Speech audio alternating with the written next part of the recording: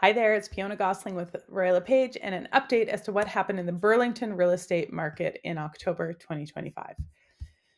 So, as you can see here, this is looking at our average annual sale price. So, taking all of the months, dividing them by 12, the average sale price every month, dividing it by 12, and coming up with a figure. So, you can see we had a big jump in 2021. The market went crazy in 2022 and stayed crazy for a little longer in Burlington than most other places.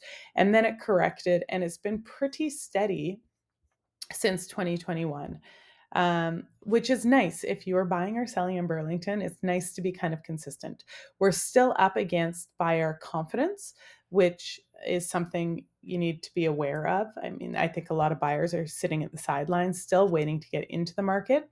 It's a longer sales cycle, but people are still doing things and doing things for a reasonable amount of money, which is nice to see.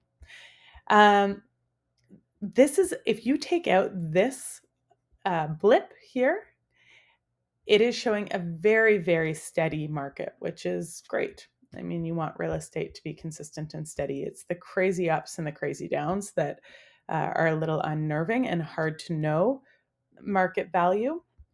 But if you're looking at what the average and the median sale price have been month over month, year over year, and you take a step back and look at it, it has been a fairly flat kind of real estate market since 2021. So October was a decent month in recent history. Decent being recent history. So we had 214 sales, which is respectable given the rest of the numbers in 2025. There were 815 units to choose from, which means there's 3.8 months of inventory there, which is a balanced market. Our average sale price was down a bit to 991,000.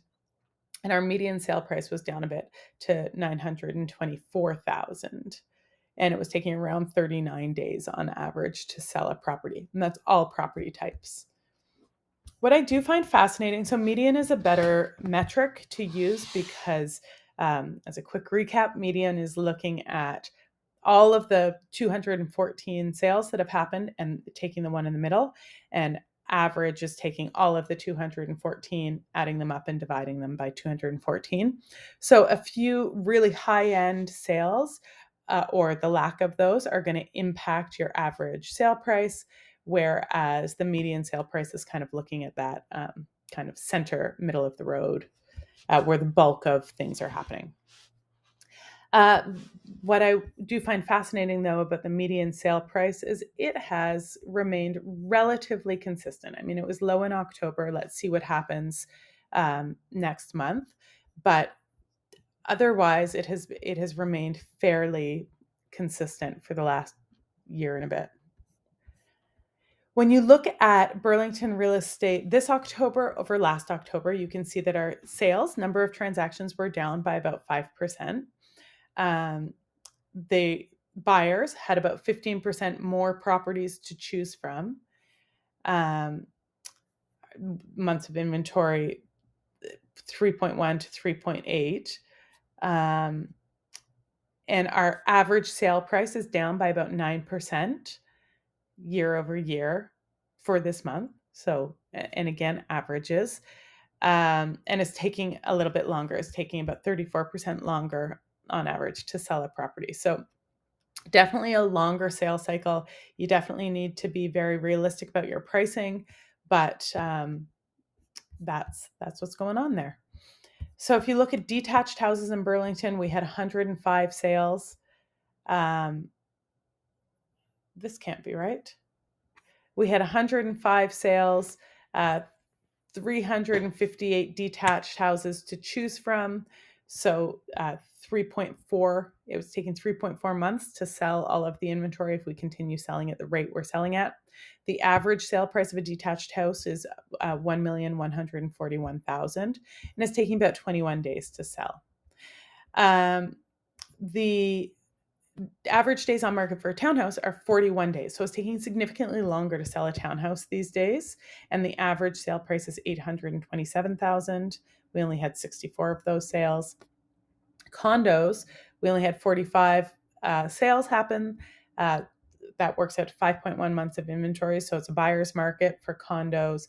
And the average sale price of a condo was $673,000, but it's taking quite a long time to sell. So it's on average 50 days to sell that. When we're looking at just detached homes, we had those 105 sales.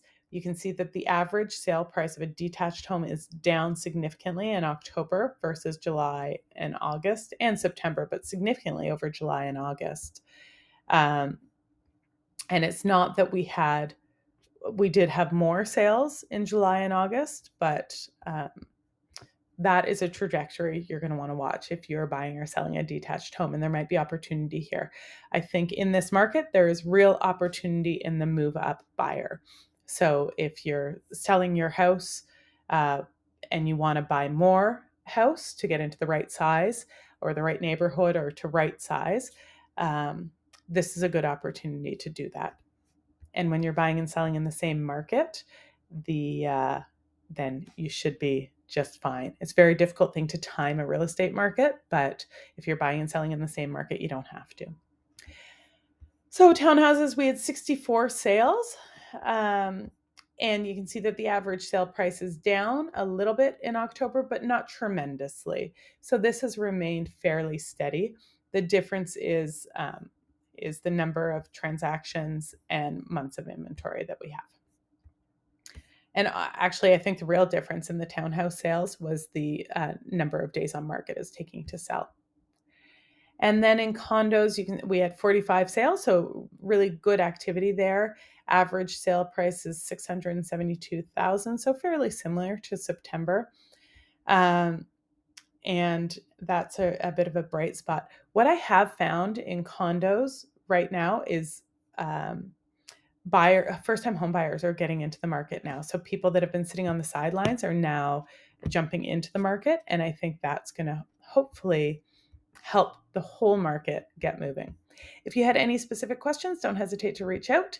I'm happy to talk about the specifics of your real estate needs anytime. Otherwise, I'll check back in next month.